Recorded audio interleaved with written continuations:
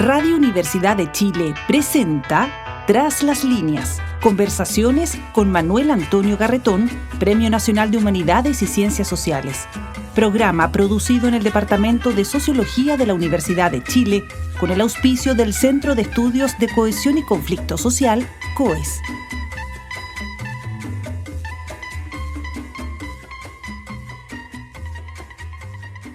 Muy buenas tardes.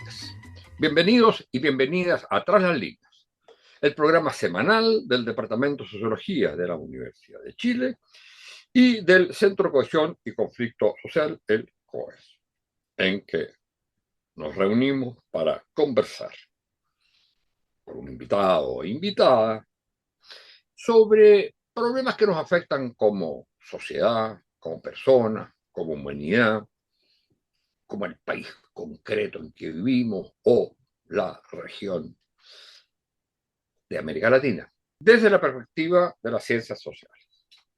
Hoy vamos a tocar un tema que hemos tocado otras veces, pero desde una perspectiva de investigaciones bastante novedosas que se han hecho.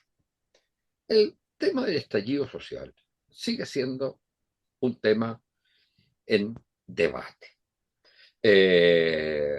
Hubo una época en que era visto muy positivamente, marcada fundamentalmente por aquella enorme marcha de millones de chilenos, no solo en Santiago, sino en el conjunto de las regiones.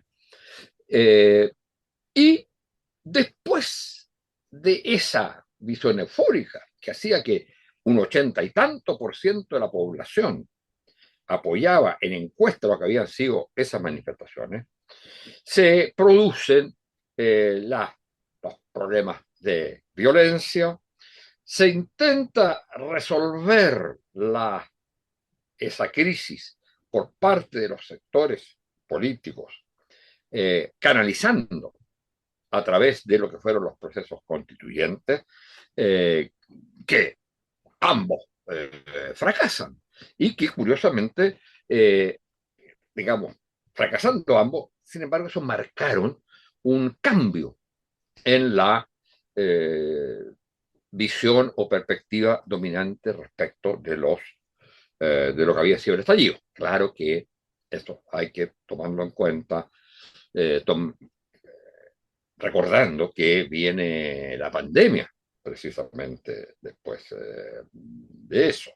Y el proceso constituyente, entonces, genera también muchas reacciones en contra y muchos sectores le echan la culpa al estallido.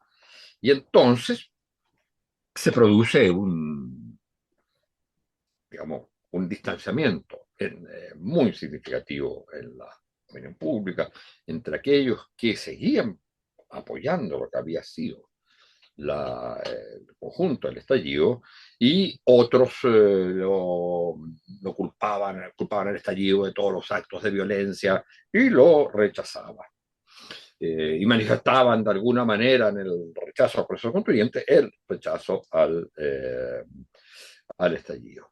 Y hasta el día de hoy, este es un tema que tiene mucha importancia, entre otras cosas, porque al clivaje fundamental de la sociedad chilena, del sí y el no, de lo que fue, digamos, la dictadura y el regreso a la democracia, se añade este otro clivaje que algunos, sobre todo sectores de derecha, han planteado que ellos querían pasar del clivaje al sí y al no, que ya existía hasta la última elección presidencial, querían pasar al clivaje del estallido. Pero siempre ese clivaje del estallido va a tender a ser resuelto por uno u otro de los dos sectores, y de hecho la candidatura de derecha expresa fundamentalmente la hegemonía de los sectores del sí, que entonces hegemonizan también la opinión generalizada o mayoritaria respecto al estallido. Bueno, para hablar de esto, hemos invitado a un antropólogo del Departamento de Antropología de la Universidad de Chile, una persona muy conocida, muy estudiosa, eh, que ha realizado bueno, investigaciones sobre muy distintas cosas, pero que viene realizando un conjunto de investigaciones sobre el estallido con datos nuevos, con miles de datos tomados de las redes sociales. Y entonces con una metodología muy, digamos, rigurosa y al mismo tiempo junto con Rodrigo Yarzún, a quien hemos invitado otras veces, colega mío en el Departamento de Sociología, junto con él lo que han ido, digamos, descubriendo y desarrollando es eh, el, a través de métodos muy, digamos, ligados a las reacciones de las personas, han ido como cambiando el énfasis que se daba normalmente a las movilizaciones sociales, que eran centrarlas en un proceso más general, por razones estructurales, eh, y ese no es un análisis que haya que despreciar, pero faltaba este aspecto de estudiarlo, porque había la impresión que había un componente emocional de subjetividad muy grande. Esa era una opinión generalizada. Pero había poco estudio sobre eso. Y entonces, este es un estudio que nos ubica precisamente en el tema de las emociones, las subjetividades y la dificultad o la necesidad de complementar los estudios estructurales de qué causas motivan el estallido, cuáles son las orientaciones más ideológicas o políticas, digamos, eso sigue siendo válido, pero si no se tiene en cuenta este tema de las emociones, de por qué la gente fue, por qué le gustó y gozó al comienzo y prácticamente lo sentían como un acto democrático propiamente tal, y por qué después dejan de pensar, dejan de pensarlo de esa manera, dejan de sentirlo de una manera, de esa manera. Bueno, la verdad es que ahí hay distintas subjetividades y emocionalidades, que es lo que vamos a hablar con nuestro invitado de hoy, pero también vamos a tratar de proyectar eso, eh, estas distintas formas de reacción, cuál sería el estado hoy de esas subjetividades y emociones y cómo pueden impactar las elecciones presidenciales de segunda vuelta que tenemos en 2 semanas más.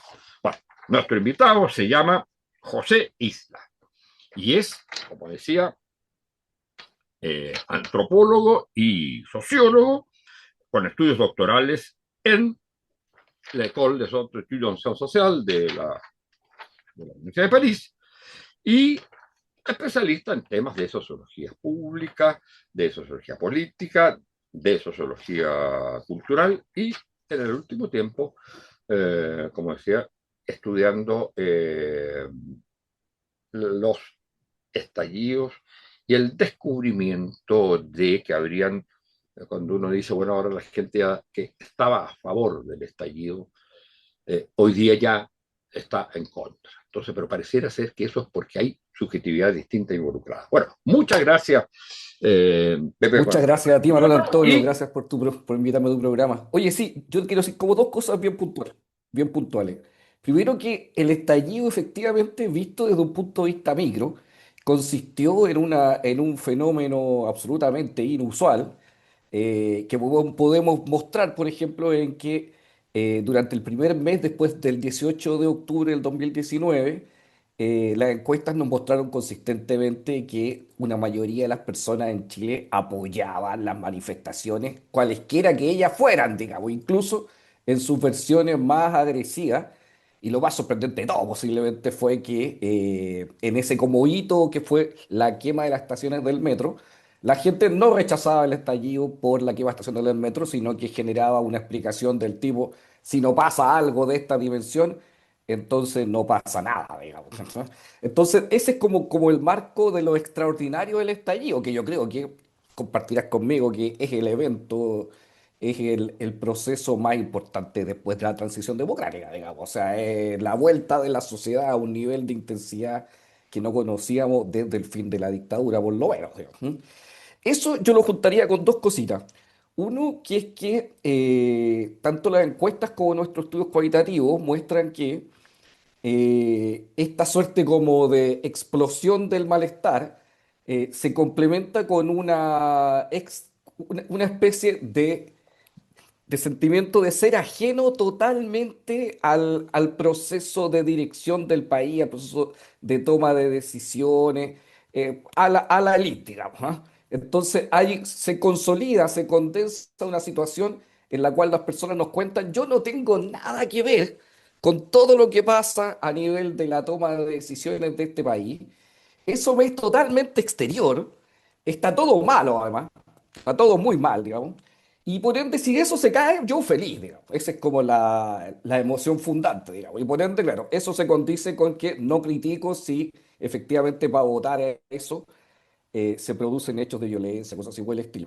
Esa situación como de exterioridad de la gente respecto de la política, si tú quieres, en lo cual también, por supuesto, está metida los políticos, los empresarios, la gente de la tele, los artistas, los intelectuales, todos, digamos, ¿ah?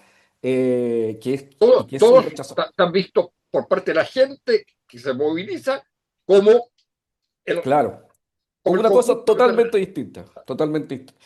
Incluso etnográficamente uno puede verlo eso en la concentración que tú dijiste, en la marcha más grande de la historia, en el cual pudimos ver los que estábamos ahí que efectivamente cualquier tipo de identidad o de participación política era totalmente rechazada, digamos. ¿Ah? Y la gente marchaba con ese lienzo complicado de el pueblo unido avanza sin partidos, digamos, y no habían voceros, no habían discursos, no había nada, digamos, o sea, era una suerte como de encuentro de 1 millón de personas o más en Santiago para celebrar la vida comunitaria, digamos, para celebrar este momento de encuentro por fin en que nos encontramos sin mediaciones, sin intermediaciones institucionales, sin los políticos para celebrar la autenticidad o ese tipo de cosas que eran muy valoradas en ese momento, el sentimiento comunitario, la autenticidad, el reencuentro, eso, el Pero ¿por qué fin de se la produce el política. cambio? ¿Por qué se produce el cambio? ¿Y cuándo dirías tú que se marca el cambio que después se va a ir profundizando?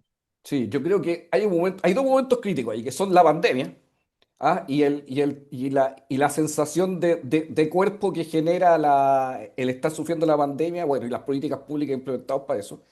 Y después yo diría que son los retiros de fondos de pensiones, donde por primera vez podemos medir que aparece la idea chuta, parece que esto que está allá arriba no me es tan ajeno, digo, sino que la verdad, yo tengo mi plata ahí, eventualmente puedo usarla, y por ende tengo que perder también si eso se va al hoyo, digamos. O sea, hay una sensación como de descubrimiento, tanto por la pandemia primero como por los retiros después, de que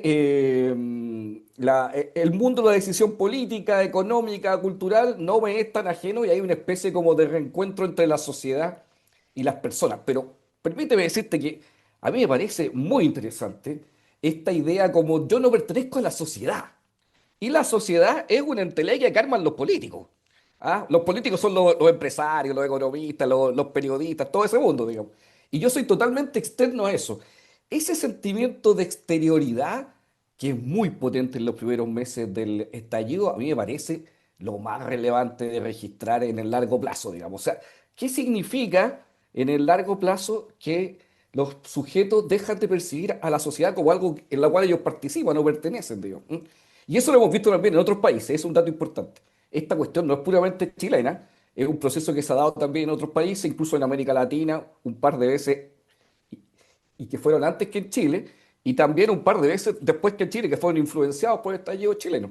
Y esto se conecta con la primavera árabe y con otros movimientos así en el mundo, generando una novedad en los estudios sobre acción colectiva, porque no basta ya el- las teorías clásicas de los movimientos sociales o ese tipo de ideas que no son más conocidas para generar marcos comprensivos para este tipo de movimientos, digo. Sí, pero espera un momentito. Ahí yo tengo una diferencia respecto a meter estas movilizaciones, sobre todo como se hizo el 2011-2012, con las de la primavera árabe. Que puede haber en el mundo una época, un momento de movilizaciones, eh, como fue el movimiento estudiantil en Europa el 68, por ejemplo, o los movimientos contra la discriminación, o los movimientos ecológicos, que fueron también en muchas partes. Yo creo que la primavera árabe es otra. La primavera se acerca mucho más a las movilizaciones contra la dictadura. Porque si bien tienen este componente del uso de las redes y todo lo demás, etc., sin embargo, su lucha es mucho más precisa. No es solo contra la sociedad, no soy parte de ella, sino es contra la dictadura. Dictadura, sí, Ahora, es cierto. eh, pero siendo contra la dictadura, no tenían, como si las tenían, por ejemplo, en el caso de Venezuela, esa dimensión política que supone que hay que entonces negociar en un determinado momento, ¿no? Y terminan a veces con, en algunos momentos cae el dictador, etcétera, el líder de turno, pero eso se recupera después. Pero yo diría que eran movilizaciones por la democracia, por el término de la dictadura. Esta, en cambio, es difícil señalar cuál es.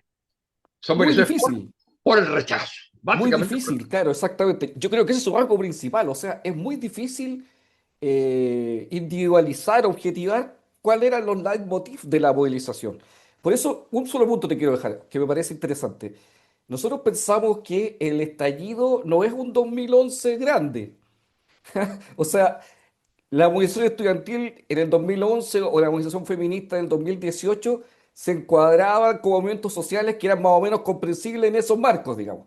No, El y que pedían estallido, determinadas cosas muy precisas. exactamente, exactamente. Y tenían Fíjate, dirigentes, tenían en el líderes, caso todo del eso, ¿no? 2011, en el caso del 2011, que además de estar el movimiento estudiantil, después se agregan los movimientos ecológicos, regionales, etcétera, Claro, también exactamente. femenino, también de diversidad sexual, pero lo interesante es que las tres cosas que planteaban los dirigentes estudiantiles, que además eran dirigentes estudiantiles que tenían como referente una, digamos, una organización. Ya no eran los partidos como en nuestra época, pero era una organización que era interlocutor, que decía, nos movemos, hacemos esto, hacemos todo otro. No es el caso del estallido. No, pues, En el caso claro. del Esa es estallido la nadie lo principal dirige. diferencia.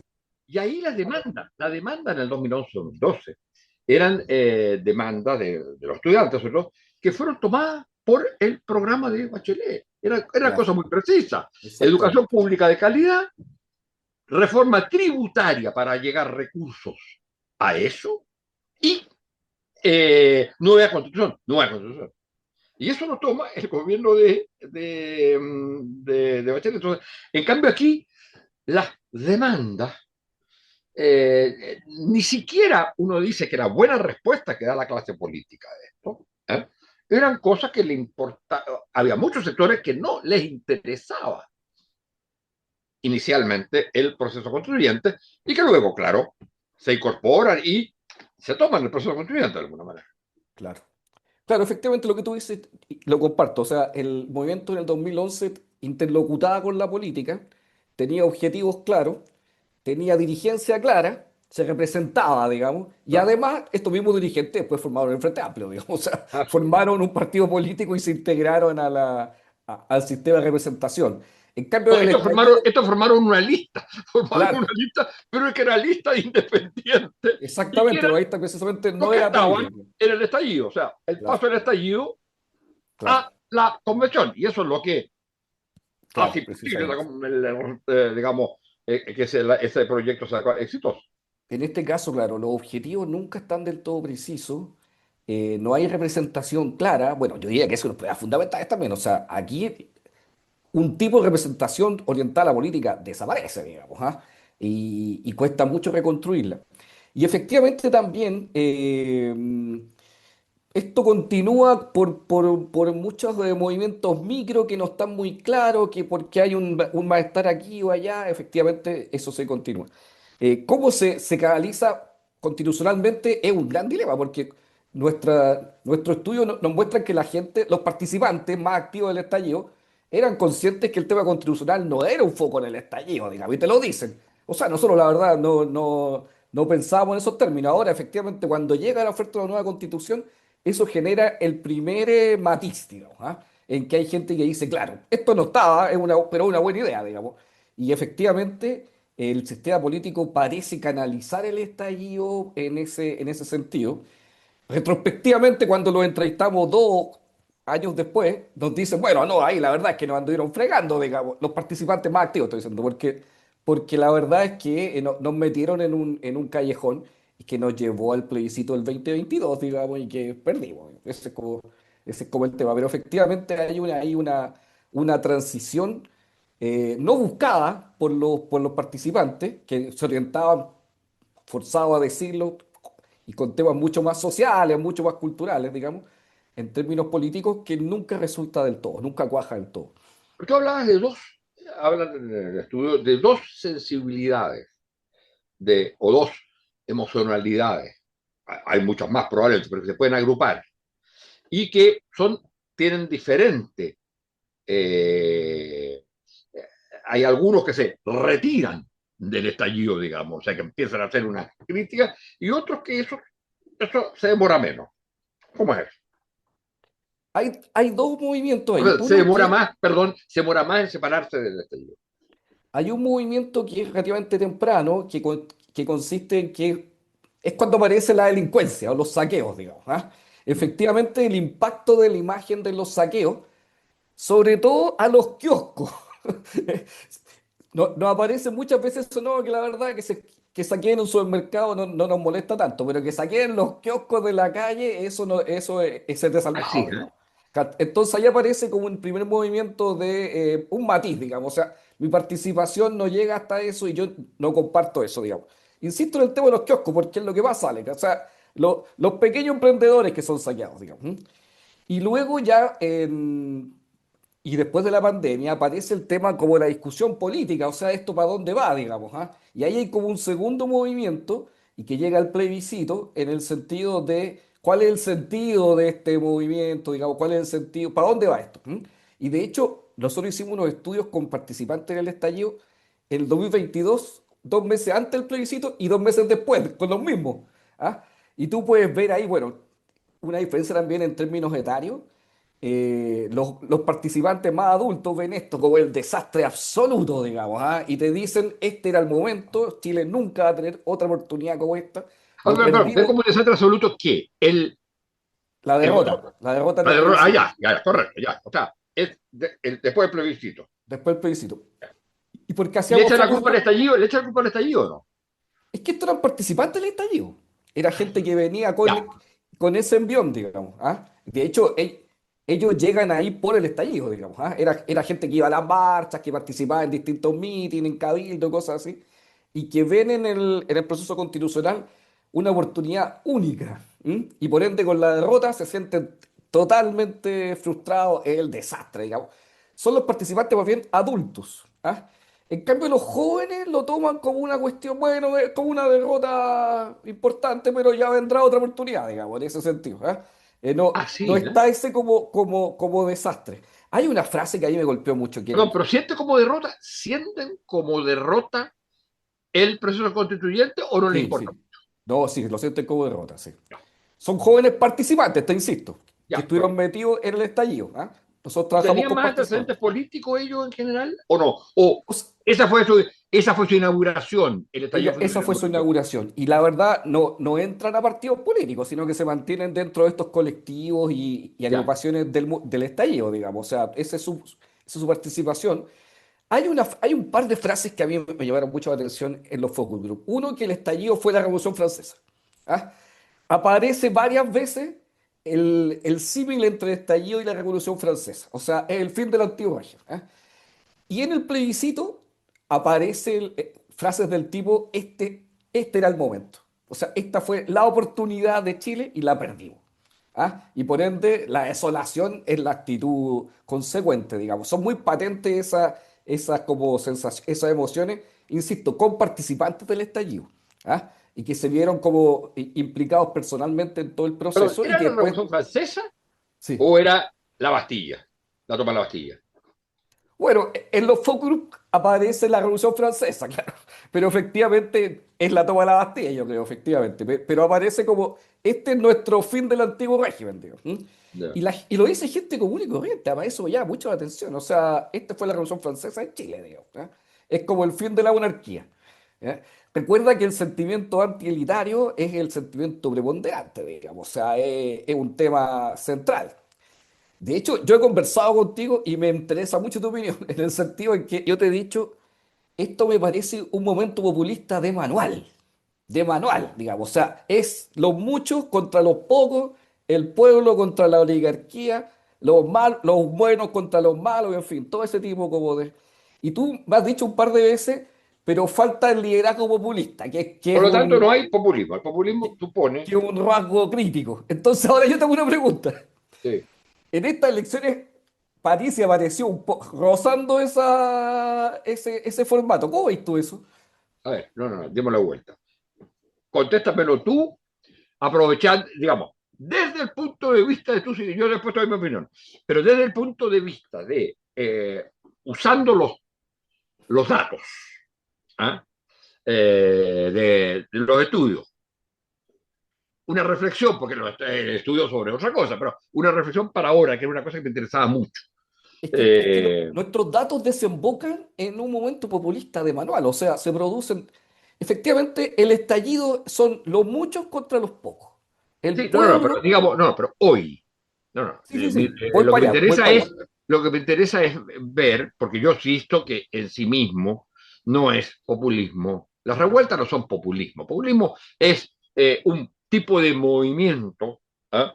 Que se caracteriza básicamente por cierta demanda general, claro, no podría decir la dignidad, pero que es básicamente la visión de un enemigo que tiende a ser en la época del populismo La oligarquía. de la época de, digamos, más bien un populismo de derecha, progresista, perdón, de izquierda, progresista como era el de Perón, digamos, u otro, donde ahí hay, lo que hay es una relación entre una comunidad amenazada, que es el pueblo, ¿eh?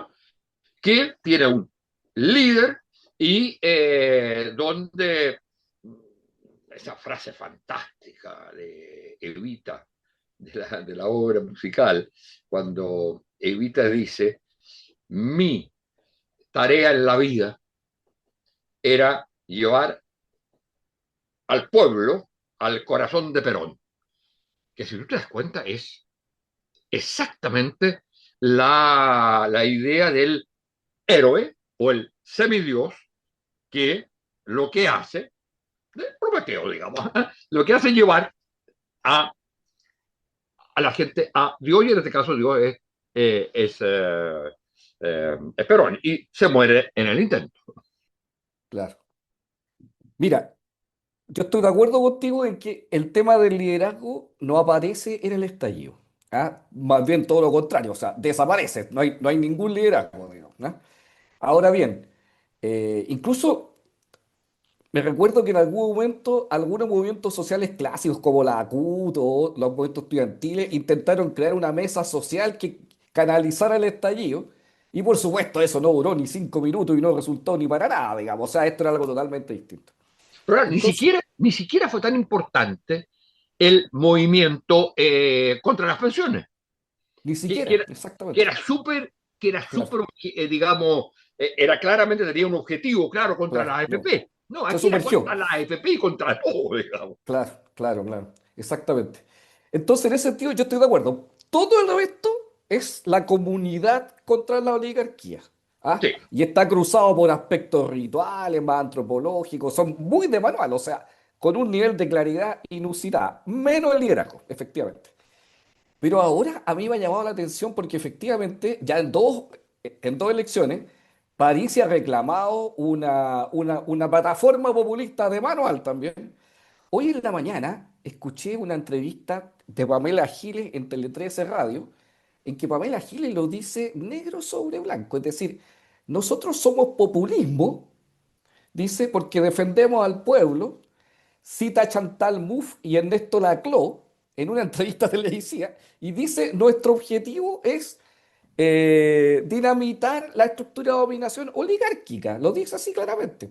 Entonces, claro, efectivamente, en Chile eso no aparece de manera tan clara como en otros países, pero yo creo que también es posible que tengamos que repensar nuestra idea del populismo 80 años después del populismo clásico, digo. ¿Ah? Ahí tenemos una conversa que yo creo que hay que seguir no, dándole, pero a ver, digamos. a ver, a ver, a ver, pero espérate.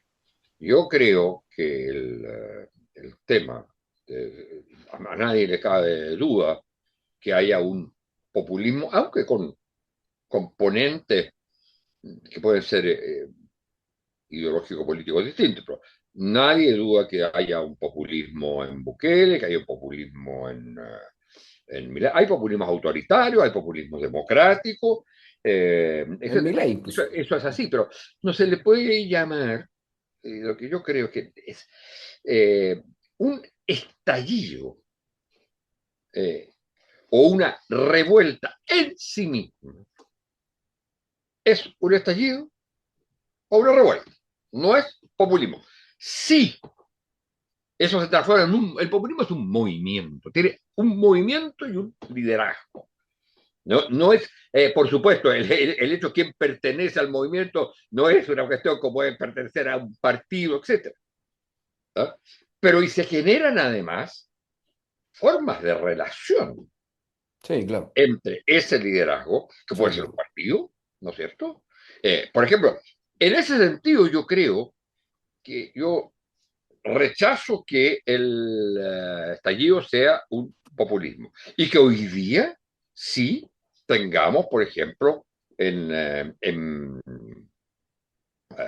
París, ¿sí? Un liderazgo de tipo populista y que ahí haya un populismo, hay que ver qué pasa, porque además eh, tiene partido. Mm, Fíjate que en general los populismos tienen organización, mm, tienen un partido y un líder. ¿Ah? mm. Es el caso, por ejemplo, ahora, partidos que son muy como difusos, etcétera, pero tú tienes un partido, digamos, el peronismo, Sí. el ejemplo clásico del populismo de izquierda. Bueno, de alguna manera llegó un momento que toda Argentina se sentía peronista. Exactamente, sí, exactamente. Sí, yo comparto contigo, ahí hay un tema, que es que el pueblo y Perón son lo mismo, se fusionan, digamos. Y por Eso, eso el populismo se llama peronismo, digamos, tiene nombre y apellido. y En Chile no hay nada de eso. aquí la Claro. relación, fíjate que me parece distinta la relación, es que todo populismo de alguna manera tiene también fórmulas distintas. Yo creo que hay un componente populista, sin duda.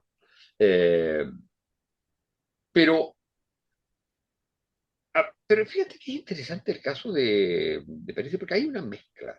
Yo creo que él es, sin duda, tiene un componente populista, pero tiene un componente tecnocrático que es muy importante. Fue decano, vicedecano de Economía de la Universidad de Chile. Sí. Entonces, te fijas, y es un tipo que se mueve en todo el sistema financiero, de eso se ganaba la vida en Estados Unidos. Entonces, hay algo diferente. Claro, pues también uno podría decir Trump. Trump, exactamente. O Claro, hasta Milei incluso.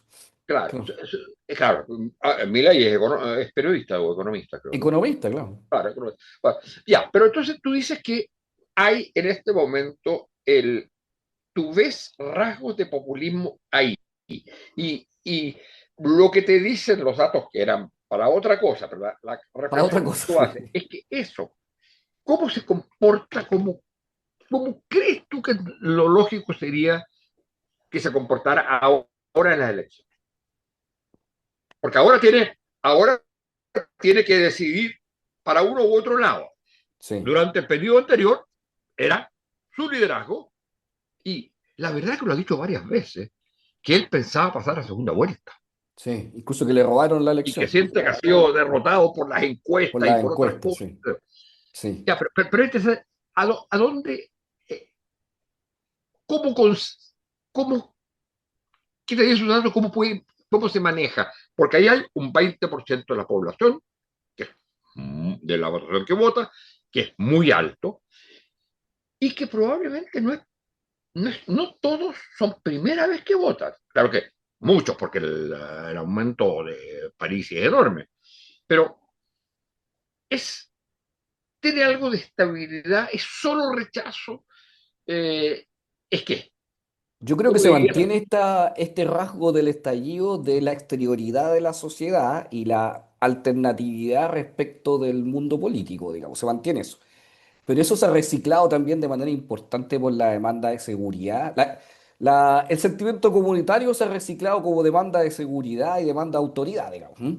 Y en ese sentido, claro, ahí se introduce un patrón de cambio hacia el autoritarismo y en ese sentido uno podría pensar, buena parte o la mayoría de los votos de París se van a ir para Cast por esta demanda de seguridad y de autoridad, que curiosamente traduce la comunidad, que fue la misma que tuvo un vínculo izquierdista, una expresión izquierdista en el estallido en el 2019, digamos. O sea, la misma apelación comunitaria transita de un extremo al otro, digamos. ¿Ah? A ver, ¿cuál era la operación comunitaria en el... No, en el estallido te decían, pucha, al fin estamos juntos, las marchas son como un claro, abrazo.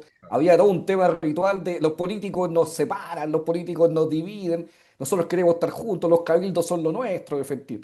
Ese tipo de cosas. Esa demanda de comunidad perdida, digamos, o amenazada por los políticos, por la modernización, en fin, por esos temas, se recicla en esta instancia como una por los demanda por políticos, pero no seguridad. solo por los políticos, ¿eh?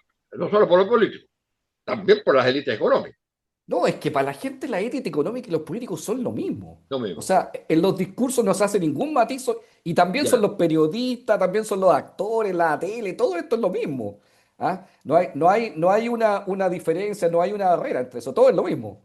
Ahora, ¿Ah? ¿tú crees que lo normal sería, en este caso, tenemos que terminar, que lo más probable sería eh, Sí, que la mayoría apoya la digamos, casa. la ida de voto Sí. de, Salvo lo que Parisi propone a... Pamela Giles, que es interesante, que es ¿Sí? canalizarlo permaneciendo dentro de esta exterioridad, es decir, votar nulo, no participar del proceso.